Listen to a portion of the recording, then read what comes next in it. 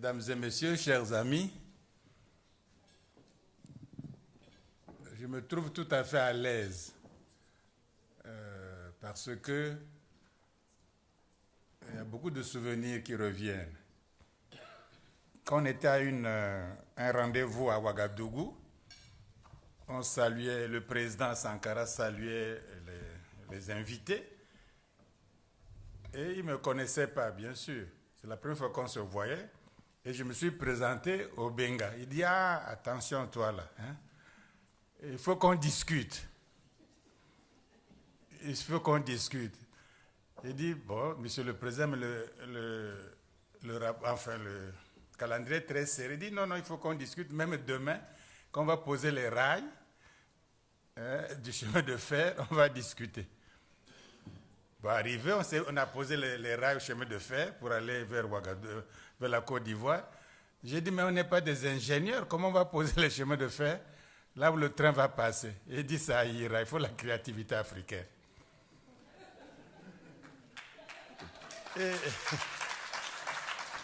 Et le souvenir m'est resté presque d'un frère, d'un ami, d'un copain presque. Il est président quand même. C'est un copain, la simplicité, la familiarité.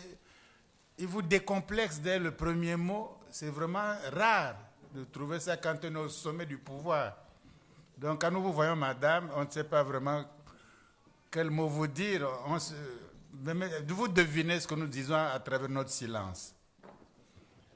Tout à l'heure, avant de partir au déjeuner, madame, avant, je crois, a présenté très brillamment la recherche scientifique, l'apport des savants. Bon, tous les films qu'on a vus, l'ambiance générale, tout ce qui se passe dans la salle, c'est vraiment... on ne sait pas qu'est-ce qu'on va dire, on répète, on ne fait que répéter, puisque nous avons à peu près la même vision, les mêmes mots, le même lexique, le même enthousiasme et la même foi. Donc, je m'excuse si je vais répéter certaines choses. Une autre anecdote, je me trouvais chez des amis à Washington, on dit, bon, on va aller à un hôtel, prendre un pot, etc. Et c'était l'hiver, et Maya Angelou arrivait, elle n'avait pas de manteau avec ses gardes-corps. Mais moi, j'avais mon manteau parisien bien couvert. Elle m'a dit, donne-moi votre manteau, j'ai froid. Et elle a pris mon manteau, elle s'est couverte, on assistait à la soirée, à la musique, etc. Et au moment de partir, j'ai dit, mais enfin, c'est mon manteau, quoi, je n'ai pas d'autre manteau. Avec ses gardes-corps et tout le monde, il dit, suivez-moi. C'est juste à la porte de sa chambre d'hôtel qu'il me donne le manteau. Il dit, vous pouvez le prendre maintenant, je n'ai plus froid, puis je rentre dans ma chambre.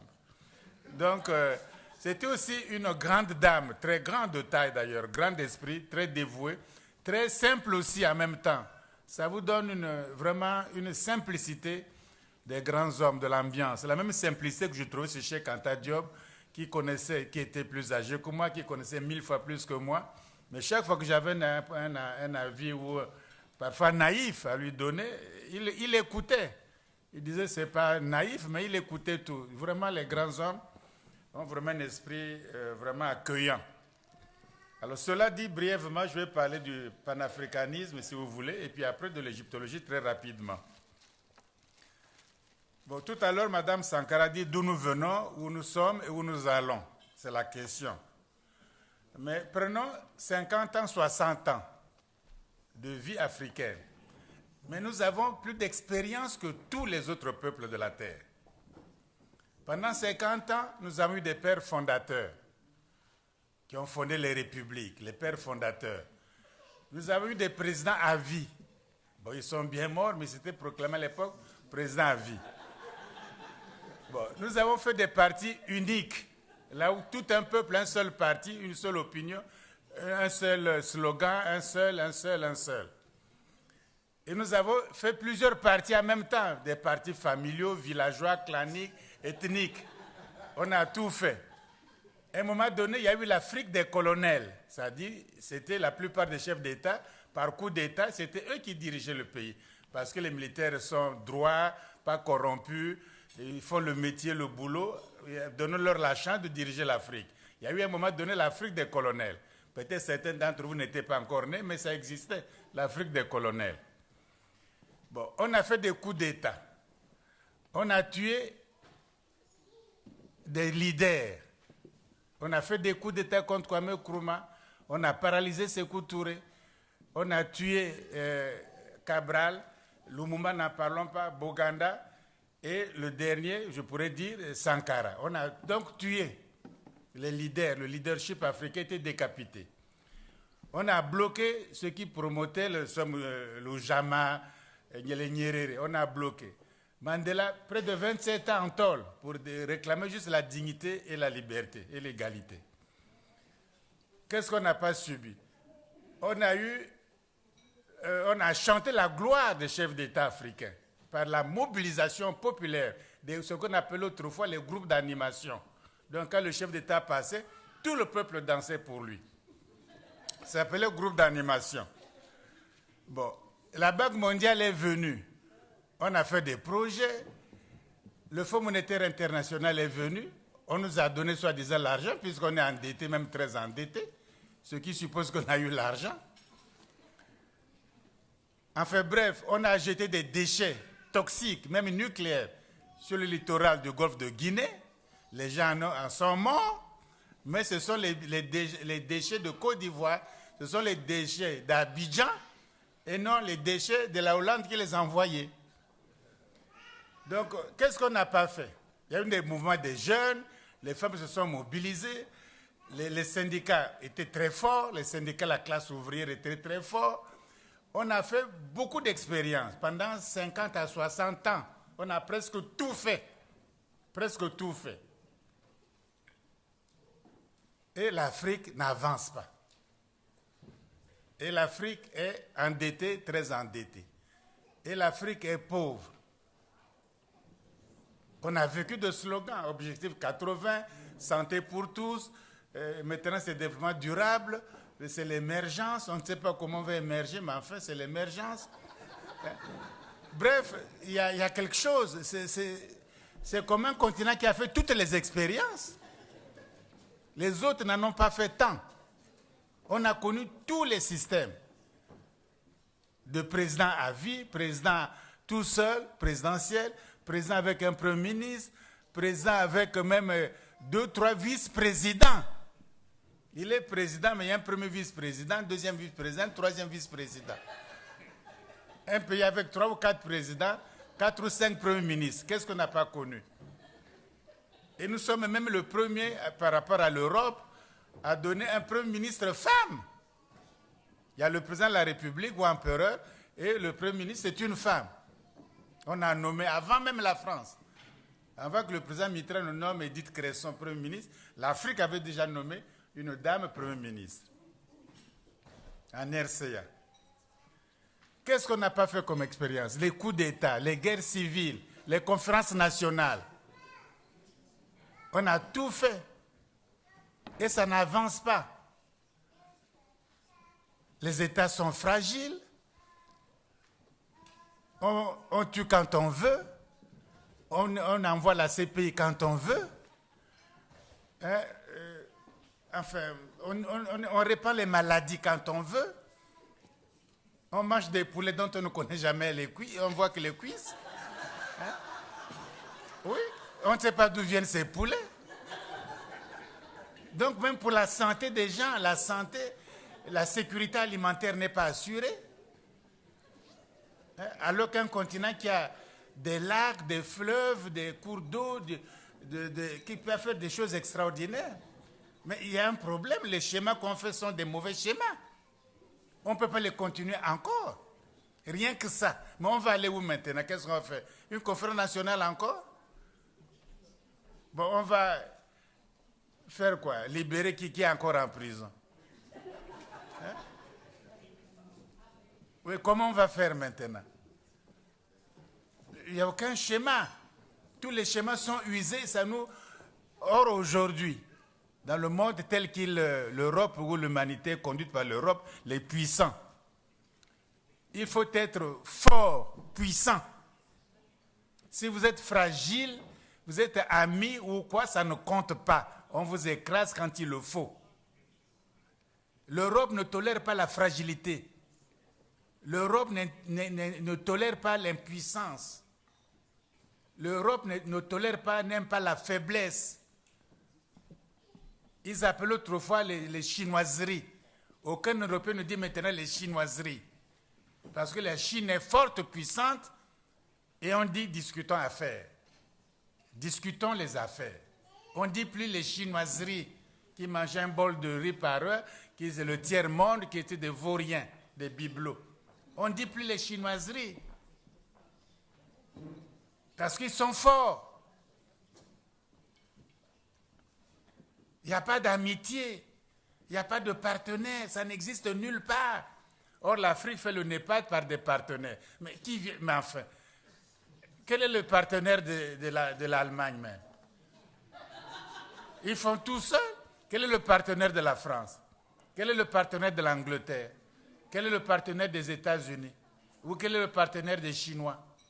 Mais l'Afrique dit que j'ai un projet, il faut que les bailleurs de fonds et les partenaires. Quel est le bailleur de fonds de la France? Ils sont déficitaires depuis au moins 30 ans. Ils ne sont pas aidés. Quel est le bailleur de fonds de l'Allemagne? Là où ils croisent les bras, ils ont des projets, et puis un bailleur de fonds, est-ce italien ou grec qui viendrait les financer? C'est la Grèce qui viendrait financer l'Allemagne? Mais l'Afrique croit encore à des mythologies comme ça, les bailleurs de fonds, les partenaires, ça n'existe pas. On a fait tous les schémas. Nous avons fait tous les schémas. Moi, je ne vois pas quel schéma qu'on peut faire encore. Une conférence nationale, un parti unique, on a tout fait déjà. Et ça ne marche pas. Les pays sont de plus en plus désorientés. Il faut donc changer carrément de perspective, carrément de changement. Créer un parti, que le Congrès devienne un parti politique, et vous nommez Mme Sankara chef du parti, et puis on dirige le pays.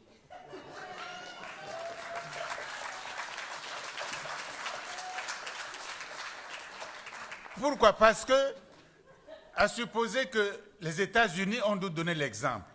Quand on attend, on dit que Simon Bolivar, en Amérique du Sud, dit que nous sommes tous espagnols, en tout cas on parle espagnol, à part le Brésil, mais ils comprennent, on est tous espagnols, on parle chrétien, on est ceci, unissons-nous, hein, faisons des États-Unis aussi de l'Amérique du Sud.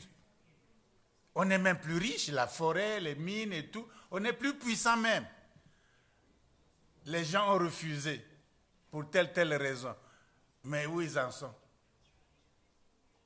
Ils piétinent comme tout le monde, comme le tiers-monde avec tant de richesses. Ça n'avance pas non plus. Ils sont dominés.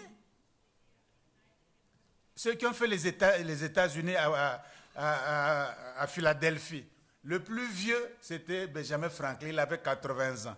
Le jeune qui venait après lui avait une cinquantaine d'années, Washington, qui serait le premier président. Les autres, les techniciens, les autres leaders là, avaient 30 ans, 33 ans. Madison, Hamilton, l'avocat de New York, avait 30 ans. Madison, qui serait le 4e président américain, il avait 33 ans à l'époque. Ce sont des jeunes qui ont fait les États-Unis. Ils ont décidé, faisons les États-Unis d'Amérique, faisons. Qui a tort? Est-ce que c'est le bon moment? Est-ce qu'on est corrompu? Faisons. Pas trop de problèmes, il n'y a pas de perfection ici-bas. Faisons ça, il sera une puissance. Après, on verra. Les autres ont refusé.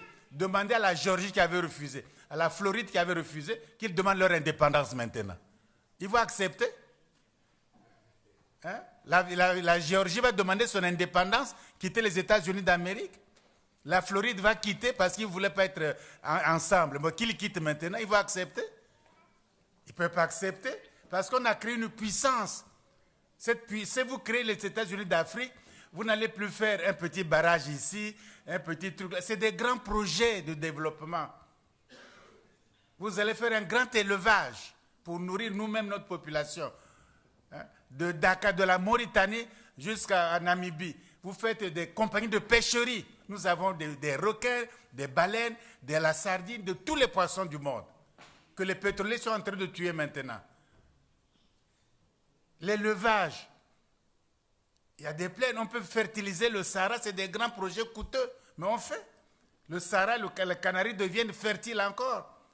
On crée des grandes universités de technologie, de sciences, etc., de grands espaces. On maîtrise le nucléaire. Si vous êtes faible, vous êtes écrasé. Donc, par précaution, on fait ça. On fait des grands projets. Il y a les élites intellectuelles africaines, il y a des juristes, il y a des médecins, des vétérinaires, des ingénieurs, des gens compétents dans tous les domaines, dans le tourisme, dans le commerce, dans l'esthétique, dans la musique, la chanson. On devient une grande puissance. Ça change tous les schémas, tout le monde y gagne. Même les présidents à vie, mais ils ne seront plus là, mais enfin, ils gagneraient aussi. Parce que le tapis rouge, ils ont eu, ça ne leur a rien donné. L'argent compte en Suisse, vous n'en bénéficiez même pas. Quand vous êtes mort, la Suisse bloque les comptes. Même votre veuve, vos enfants n'ont pas droit à cet argent-là. À quoi ça sert? Ça ne sert à rien du tout. Pendant que vous êtes là, vous vous protégez avec des MiG, avec des tout. Mais après, quand vous quittez le pouvoir, c'est comme un petit chien qui va en fuyant. Donc ça ne sert même pas d'accumuler tant de richesses pour vous ou tant de défense militaire pour vous. Puis ça ne se protégera même pas. Les schémas là sont vieux. On n'accuse personne. La jeunesse doit réfléchir sur d'autres schémas. Prendre les décisions qu'il faut. Ça ne sera pas nous, d'autres qui viendront, vont améliorer, vont changer. Mais on a loupé, on a fait l'Union africaine. L'Organisation de l'Unité africaine, l'OUA. Ou l'Union africaine maintenant. Mais c'est une structure même contre l'Afrique. Quand on tue un chef d'État africain qui a un exercice de l'Union en question, mais l'Union se tait, ne dit pas mot. Puisque Bruxelles finance. Il dit, je vous paye les loyers, les fonctionnaires, les Africains même ne cotisent pas. Bon, taisez-vous. Est-ce qu'on peut se développer? Est-ce que cette union peut représenter l'Afrique vraiment? Quand c'est financé par Bruxelles. Celui qui donne l'argent dicte sa politique. Il ne faut pas parler de ça, il ne faut pas parler de ça, il ne faut pas parler de ça. Il ne faut pas parler de Mugabe, c'est un démon. Il ne faut pas parler de Sankara, c'est comme ça. Il ne faut pas parler d'un tel, il ne faut pas parler d'un tel. Moi, on parle de quoi alors?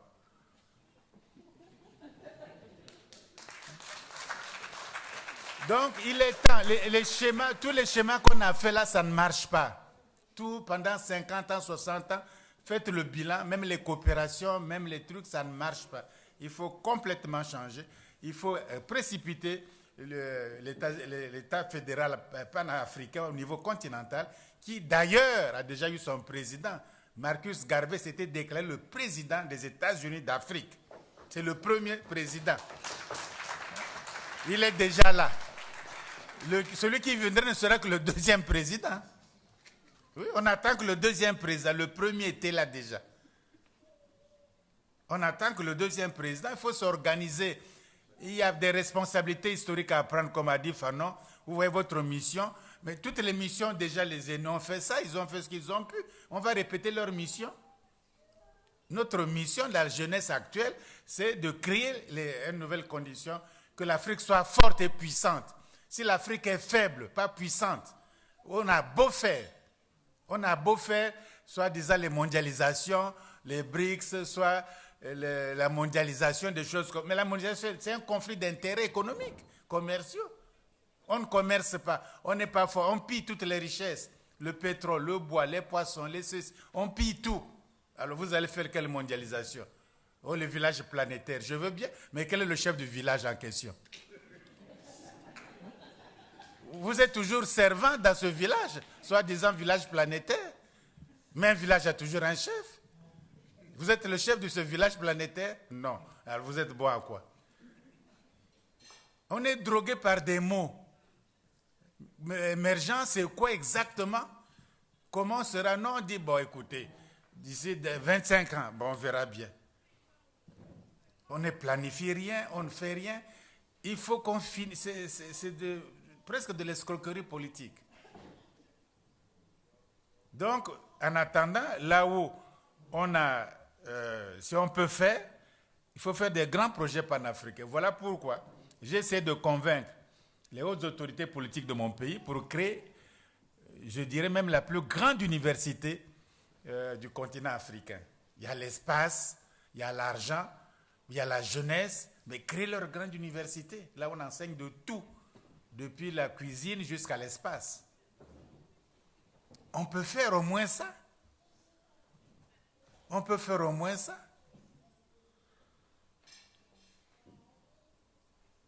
Le deuxième point sur lequel je voulais insister, très rapidement, c'est celui de l'égyptologie.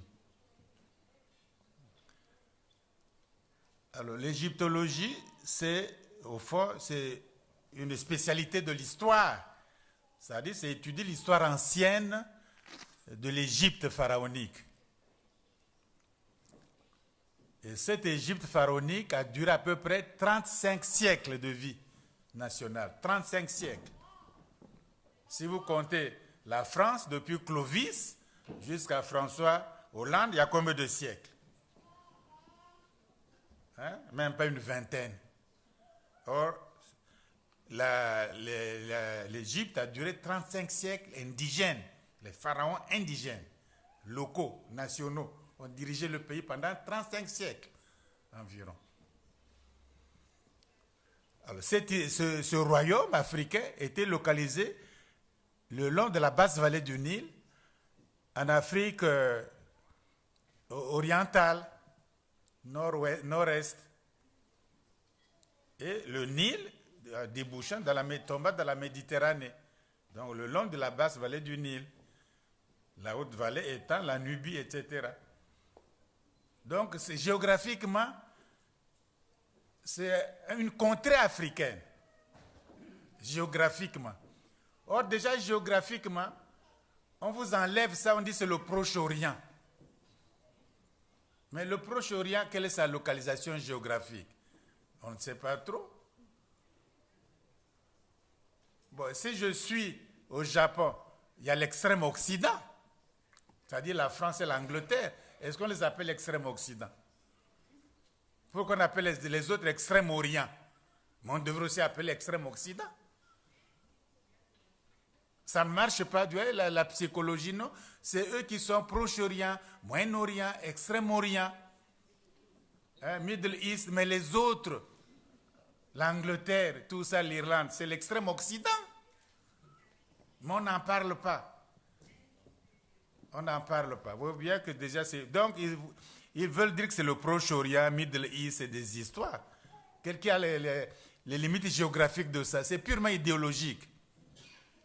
C'est purement idéologique. Mais autrement, géographiquement parlant, physiquement parlant, concrètement, l'Égypte pharaonique était bien sur le continent africain.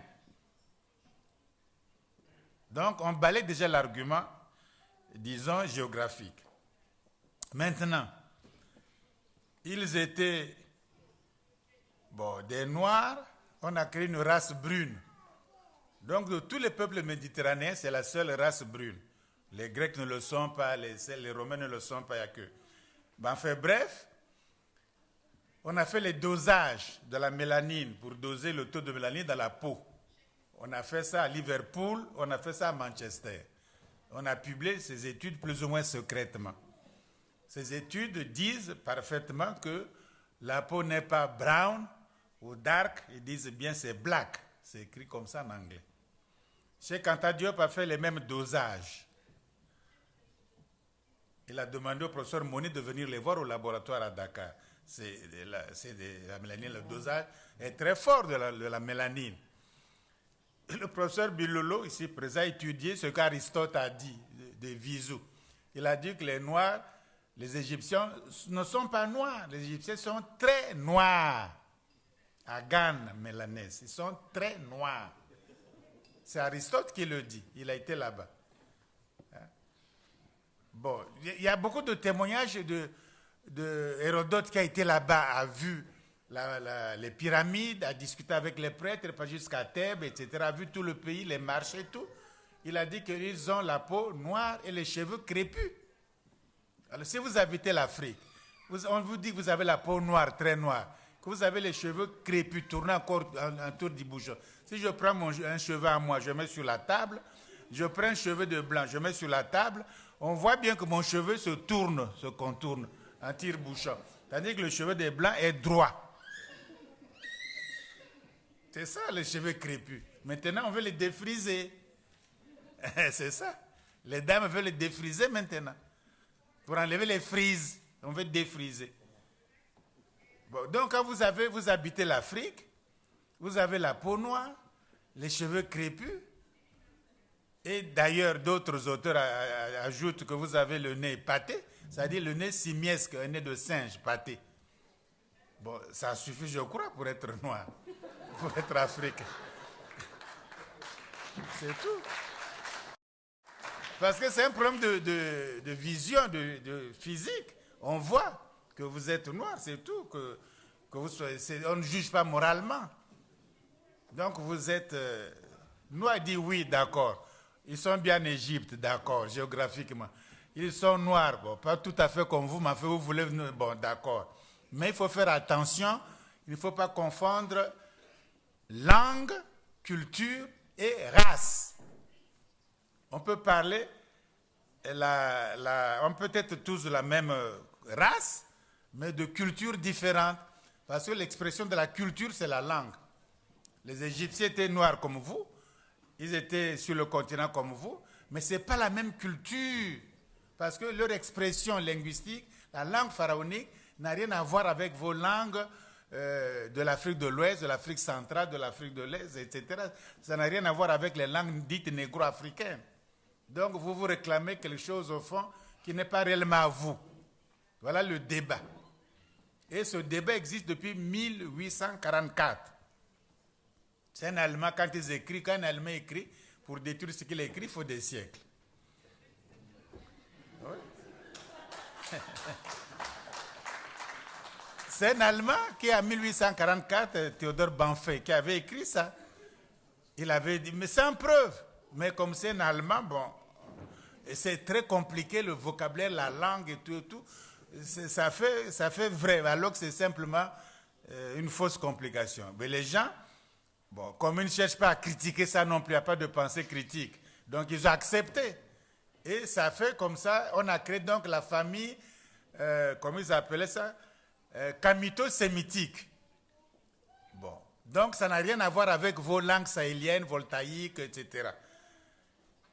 Bon, après, ils ont enlevé le mot camito-sémitique. Le premier professeur de Stanford, Greenberg, il a dit qu'il faut appeler ça des langues afro-asiatiques.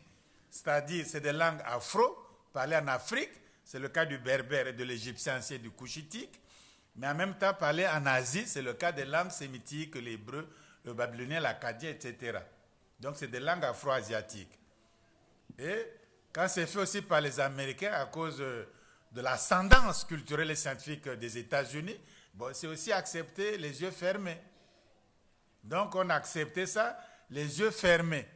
Surtout par des non-linguistes, parce que ceux qui décrivent les langues africaines, ce n'est pas des linguistes, techniquement parlant. Ce sont des descripteurs de langues. Ils décrivent les langues, mais ce n'est pas de linguistes. Saussure, il a décrit les langues.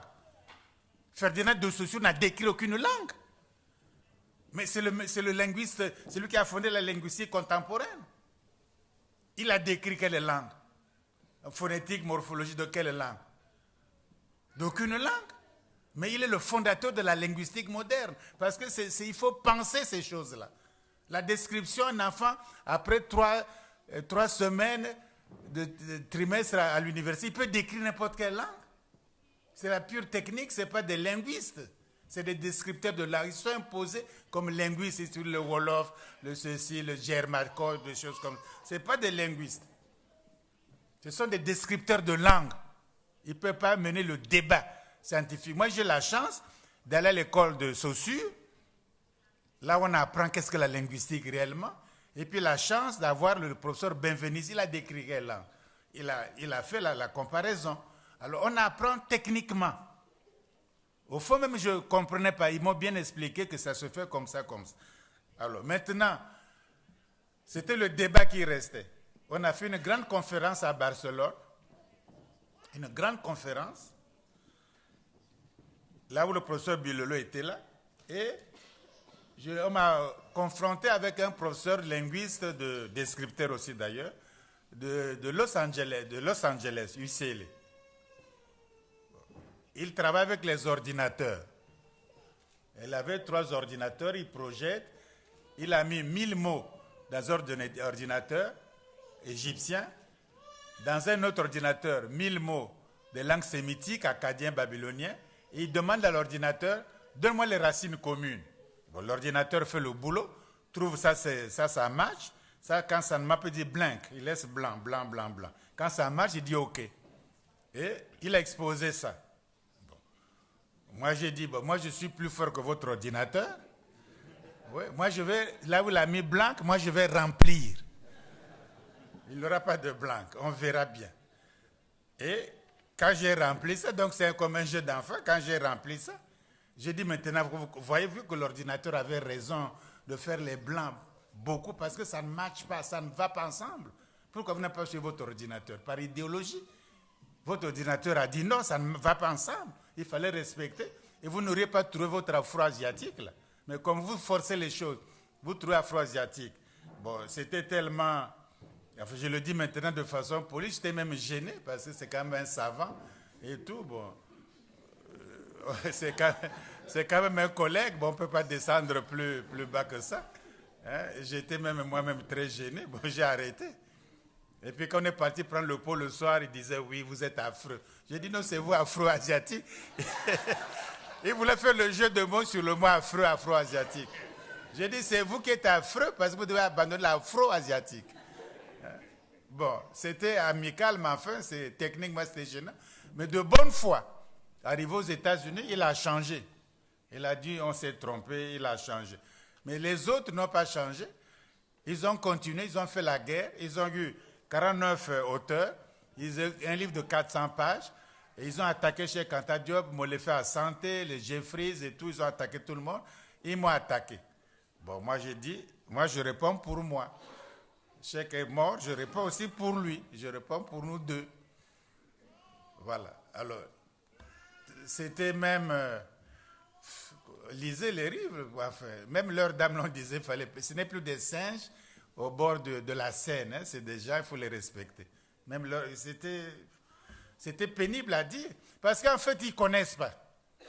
Ils ne connaissent pas, ils prétendent connaître. Ils ne connaissent ni l'acadien en question, ni le babylonien, ni les langues sémitiques, l'hébreu, le phénicien, ils ne savent pas. Le palmérien, tout ça, la langue du Christ et l'araméen. Ils ne savent pas. Le syriaque, ils ne connaissent pas. Ils croient éblouir les gens comme ça en disant les langues sémitiques. On connaît les langues sémitiques. On connaît l'égyptien ancien. Hein? On connaît les langues africaines. On a la technique de la comparaison. Alors pourquoi ne pas faire le boulot? Donc au fond, ce débat est fini.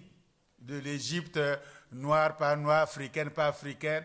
Bon, il reste peut-être l'ignorance, mais autrement, comme a dit madame, bon, c'est fini maintenant, c'est déjà acquis. Mieux, il y a eu le colloque du Caire, puisque l'UNESCO a fait les 8 volumes d'histoire de l'Afrique, 8 volumes.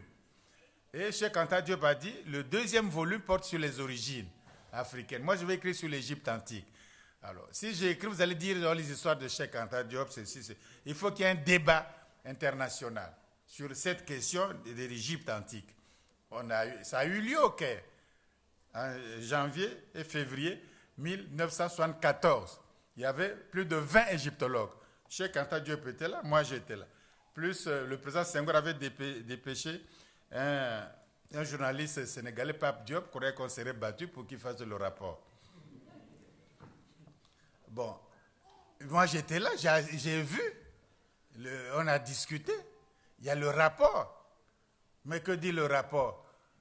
Sur le truc des peaux noires ou quoi là. Bon, dites le contraire d'Hérodote, dites le contraire d'Aristote ou de tant d'autres, ou de la mélanine, des laboratoires, il n'y a pas le contraire. La culture, eux-mêmes ils ont reconnu. Les langues, même Sonoron, qui était l'un des meilleurs grammairiens, a reconnu nos travaux, appréciés.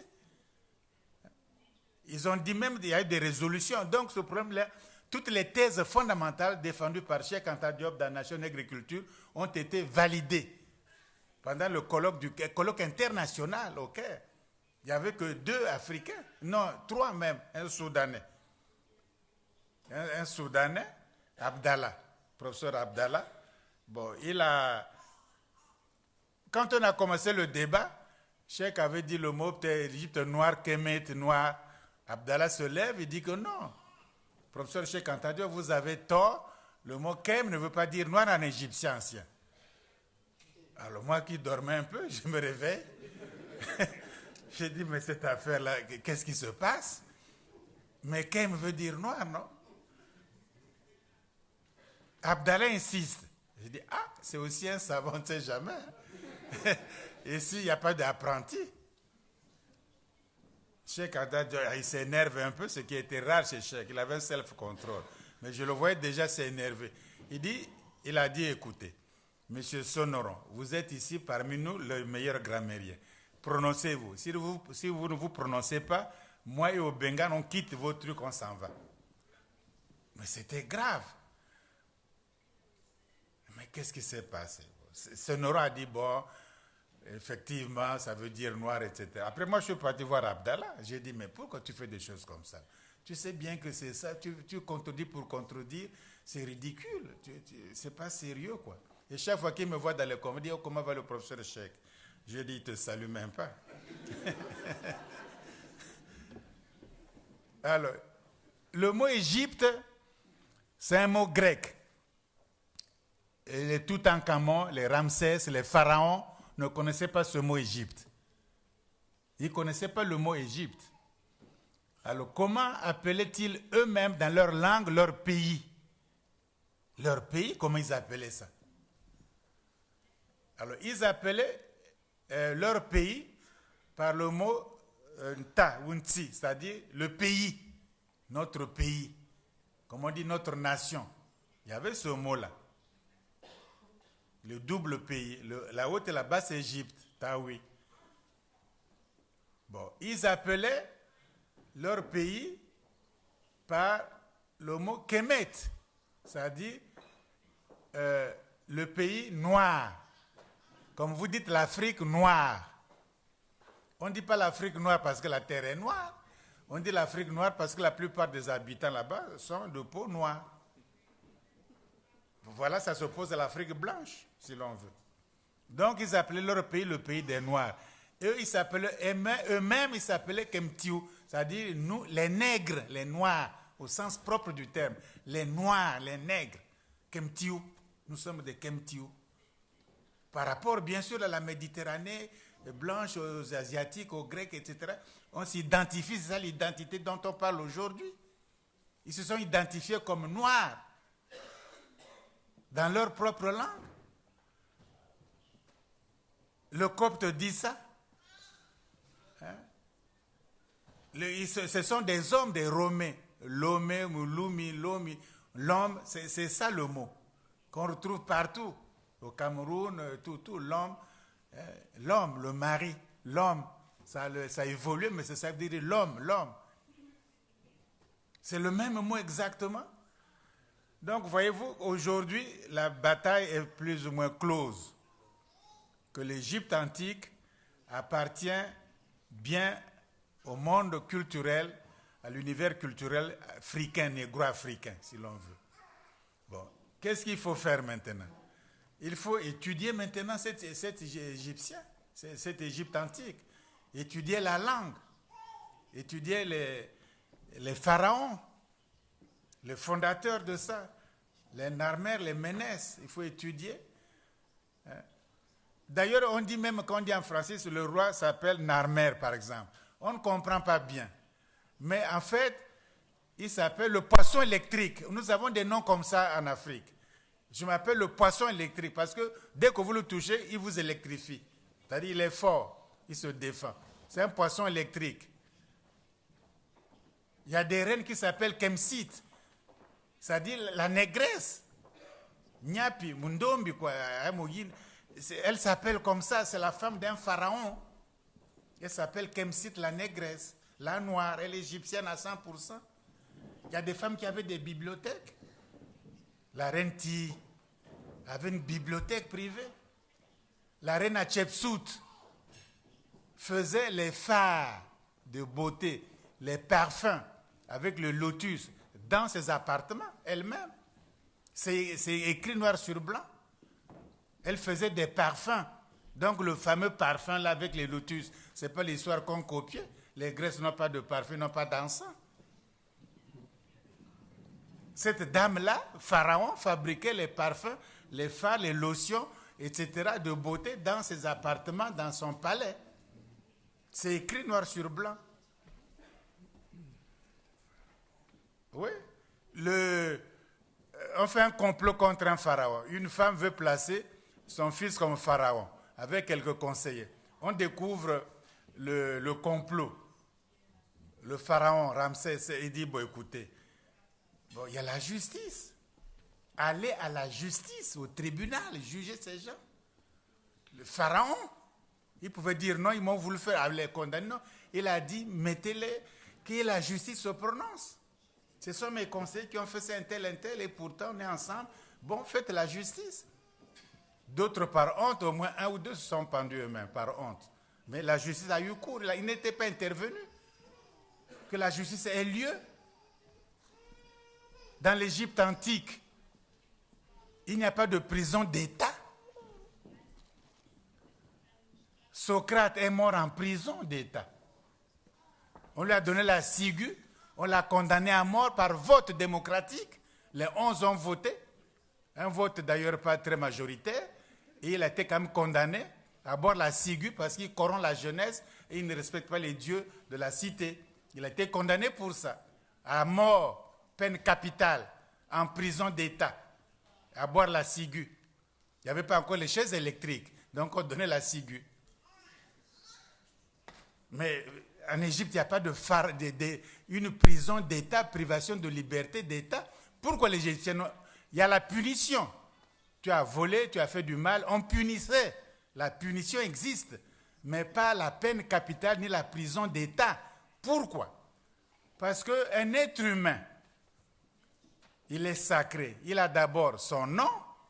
Son nom est un nom sacré. Tout à l'heure, on a dit que le nom, c'est le destin de quelqu'un. C'est le destin. Il y a en lui son cas, c'est-à-dire un élément spirituel qui le met en connexion avec l'univers entier. Il y a son bas, c'est-à-dire l'espèce de double, son âme. Il y a le shouti, il y a beaucoup d'entités spirituelles dans l'être humain. Il n'y a pas que le corps et l'âme, il y en a beaucoup.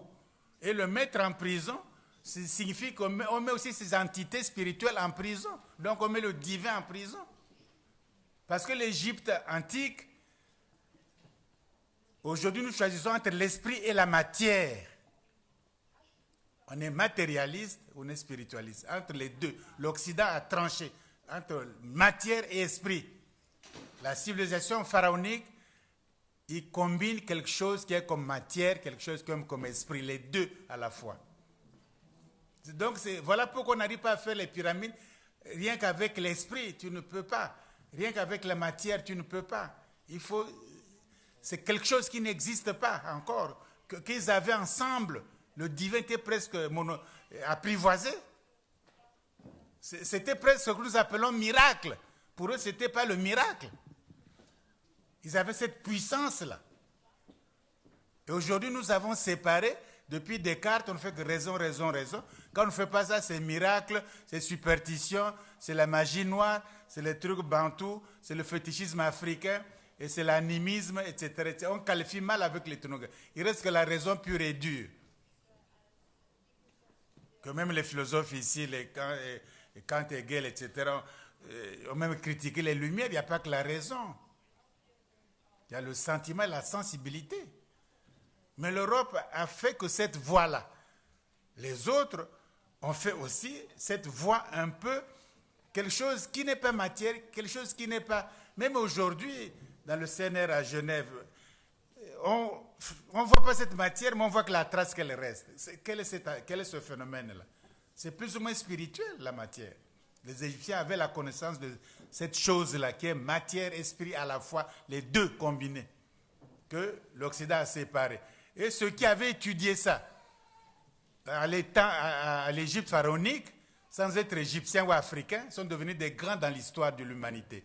C'est Thalès, c'est le fondateur de la science en Occident, en Grèce, pour s'interroger sur l'univers. Il a eu ça là-bas. Eux-mêmes, ils le disent. C'est Pythagore. Parce que pour les Égyptiens, le monde est nombre. Le monde est un nombre qu'il faut déchiffrer. Et Pythagore a trouvé cette solution-là. Platon a trouvé qu'il y a le monde actuel, mais il y a le monde des idées. C'est un monde divin, le monde des idées. Et ici-bas, c'est plus ou moins la concrétisation matérielle, gauche, la droite, de ces idées-là. Autrement, la perfection, c'est les idées. Mais l'Égypte avait ces deux ensemble. Comment vous allez faire la pyramide? On a dit tout à l'heure, on ne sait pas comment on a fait, on ne peut pas imiter, etc., etc. Les Allemands ont eu la permission, ont fabriqué des robots. Ils ont envoyé à l'intérieur des pyramides, les robots, pour voir avec les lasers. Hein? Et l'un des robots a été cassé 2 fois. Il ne pouvait pas franchir un mur. Ils ont voulu faire 3e fois, le gouvernement égyptien a dit non, ça a arrêté. Il faut voir le bateau qui a amené le cadavre de Khufu, de Khéops, hein, pour l'enterrer. À Gizeh, il faut voir le bateau sur lequel le Nil, etc. Mais rien que quand vous voyez là, vous dites c'est pas un homme. C'est pas un homme, quoi. Il y a quelque chose de... Même il est mort il y a des millénaires, mais il y a quelque chose il y a un environnement terrible. On a... je sais pas, on a peur. Et vous avez la momification. Donc, quelqu'un qui est vivant au temps de Moïse dans la Bible, Moïse. Et vous voyez son corps intact. Ramsès II, son corps est là. Le père de Ramsès II, Séti Ier, son corps est là. Les autres Ramsès, son corps est là. La mère, etc. Le corps est là, vivant. Enfin, vivant, mort, momifié. Hein? Quelle est cette civilisation? Même Mao, on est obligé d'enterrer les Lénines et tout ça, les Mao, parce qu'on n'arrive pas à bien momifier, ça produit des champignons, on est obligé de les enterrer. Mais la momification égyptienne est là. Encore quand on fume les cigarettes, on lève le coca, on a les détruit, mais malgré tout, l'air est pollué, mais malgré tout, il résiste encore. Voyez-vous, c'est une civilisation puissante. Donc, alors, quand tout le monde connaît cette civilisation, il y a des livres, il y a des trucs qu'on peut connaître, etc. Mais le problème, c'est que pendant Ekiano, Oladawe Ekiano, a dit que l'esclavage ne détruit pas seulement le corps, mais détruit l'esprit. Ça détruit l'esprit. Tu n'as pas de nom, tu t'appelles Jackson ou quoi, tu n'as pas de famille, tu fais les enfants, les vends. On achète quelqu'un à tel prix, nigre to be sold. On vend l'homme, etc. Et vous arrivez dans un univers kafkaïen, un univers impossible. Et ça détruit complètement les êtres humains.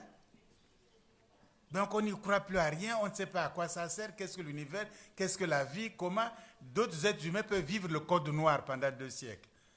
Même si tu es chrétien, on te jette dans le cimetière des païens. Tu as volé, tu es enceinte, on sort dans la Bible ici, puis on regarde comment on pend une femme enceinte.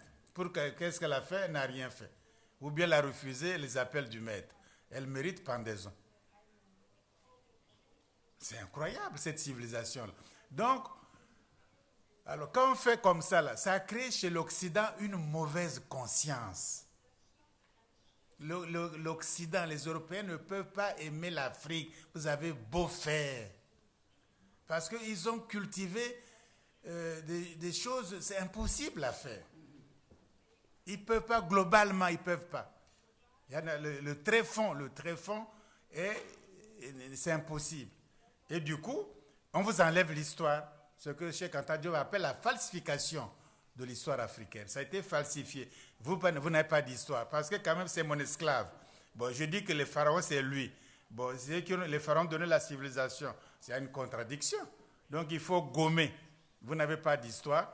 C'est nous qui vous donnons tout, hein, comme on a dit tout à l'heure, l'habillement, tout le gouvernement, l'économie, tout ce qu'il faut, quoi. Autrement, vous-même, vous n'avez rien. C'est grâce à l'Occident que vous êtes venus ceci. La falsification.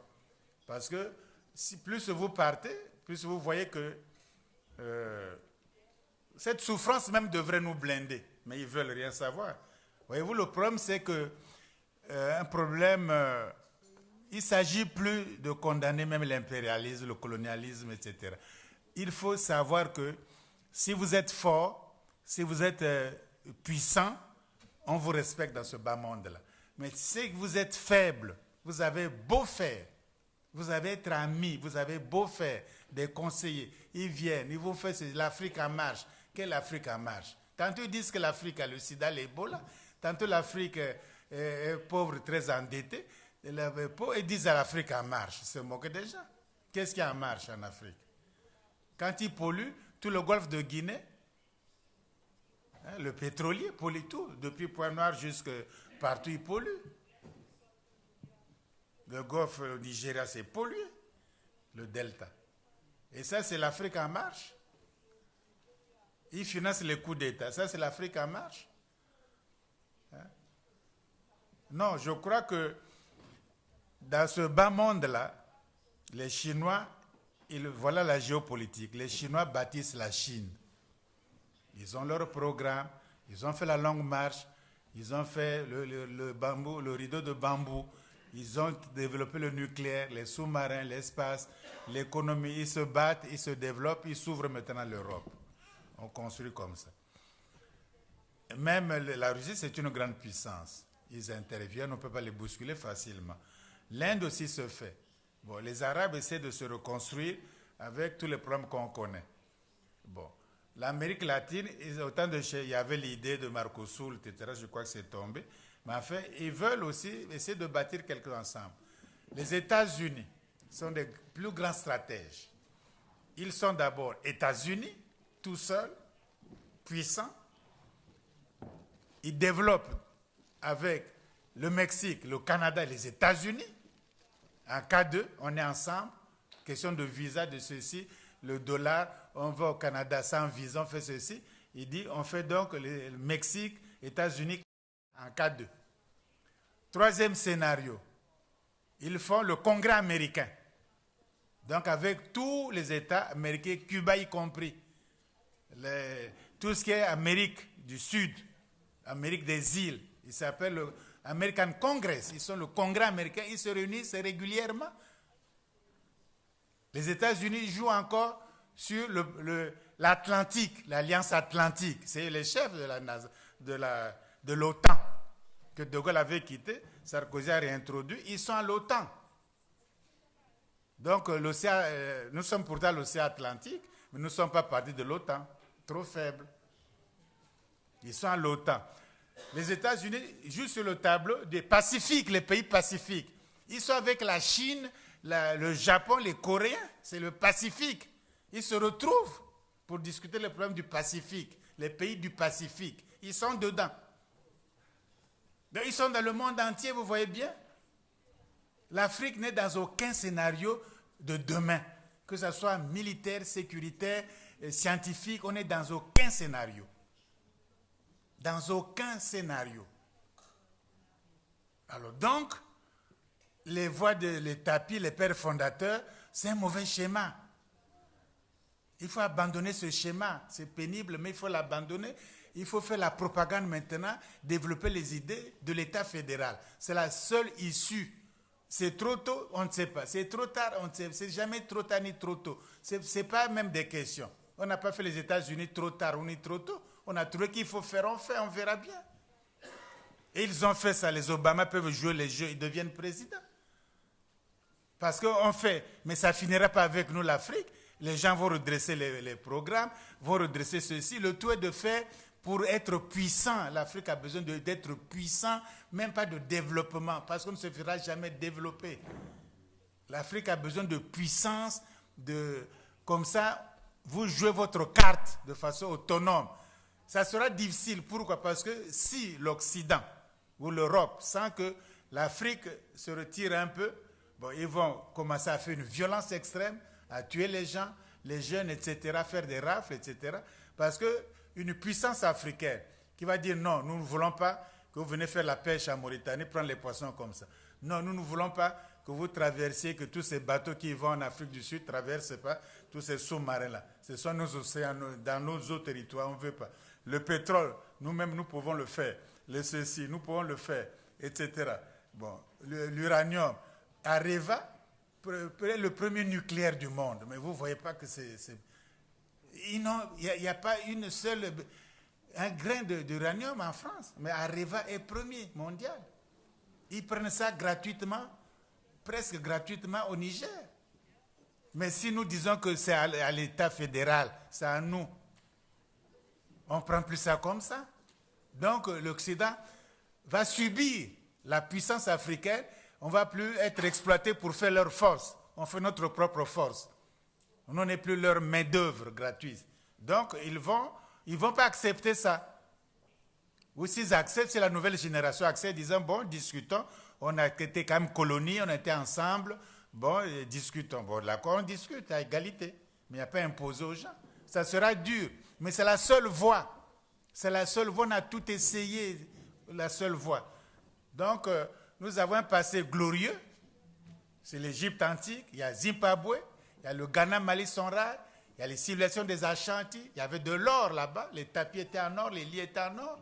Les gens le disent. Les bouddhistes décrivent ça. Nous avons les Yoruba, grande civilisation. Ils viennent de l'Égypte. Ils en sont conscients. Les Ibo, le Bornou Kanem, c'était des grandes puissances. Les Sonra, il y avait le royaume de Kuba, le Luba, de Congo, le Monomotapa au Zimbabwe ancien. Il n'y avait pas de vide. Au Cameroun, non seulement les Njoya, tout ça, mais il y avait des royaumes, des grandes chefferies. Il n'y avait pas de vide. Si vous avez la Grand Lac, il y avait le Bunyoro, Boutara, Bouganda, il y avait des royaumes là-bas. L'euro était sacré, comme en Égypte. En Éthiopie, la même chose. Partout sur le continent africain, il n'y avait pas de vide. Les hommes ont dirigé, les femmes ont dirigé. Beaucoup. C'est une femme qui a mené les Akans en Côte d'Ivoire. Ils sont devenus les Baoulés. La reine Zinga, au Monomotapa. Non, la reine Zinga. En Angola, au sud de l'Angola, a tenu tête contre les Portugais, une femme, avec ses troupes, la reine Zinga d'Angola, de Matamba.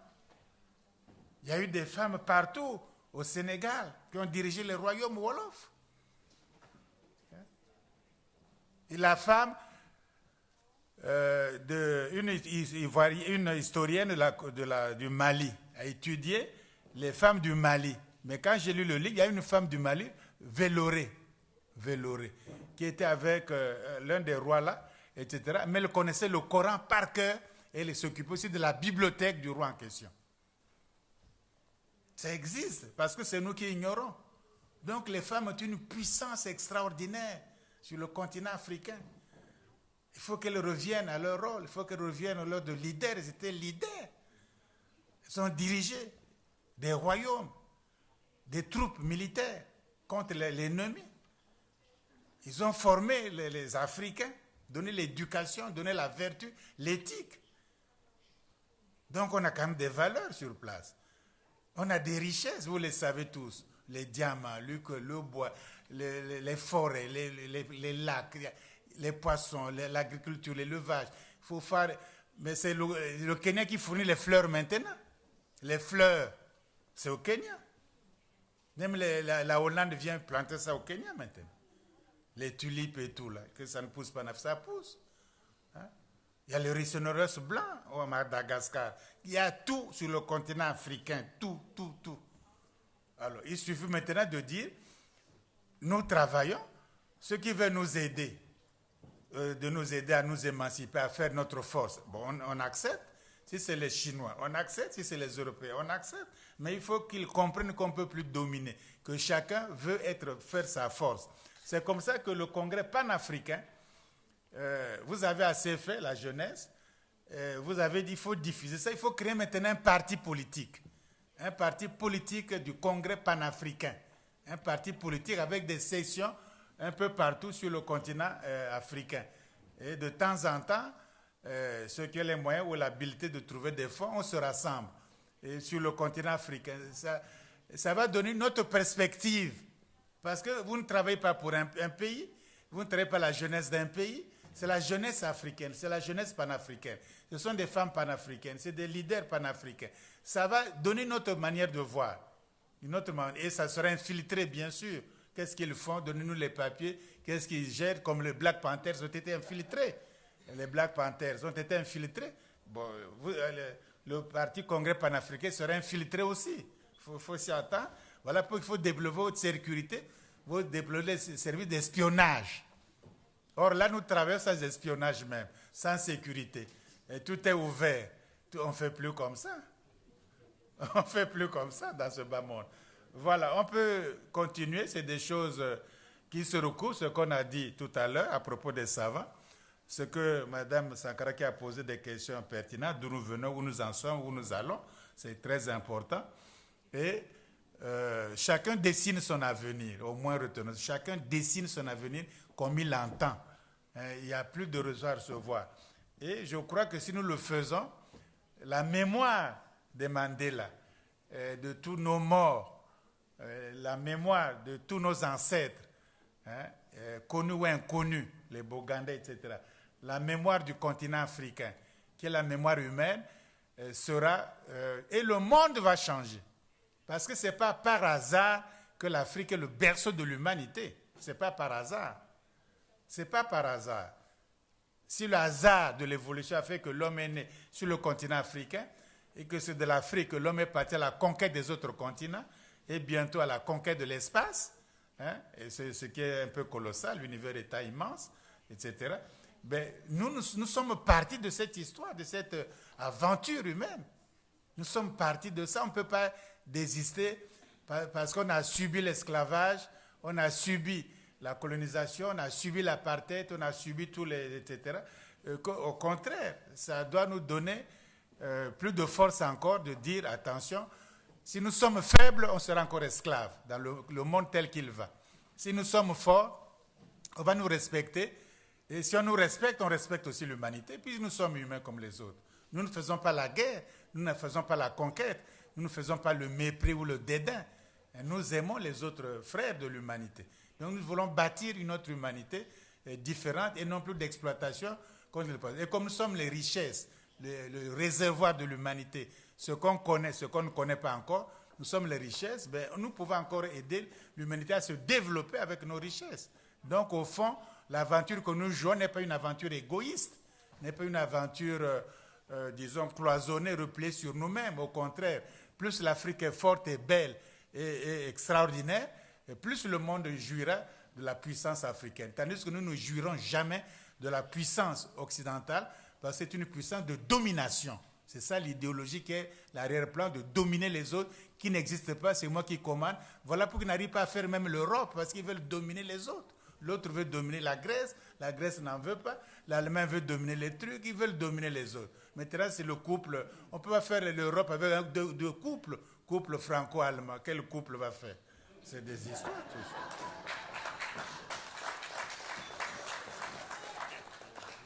Bon, je laisse les 5 minutes pour le débat.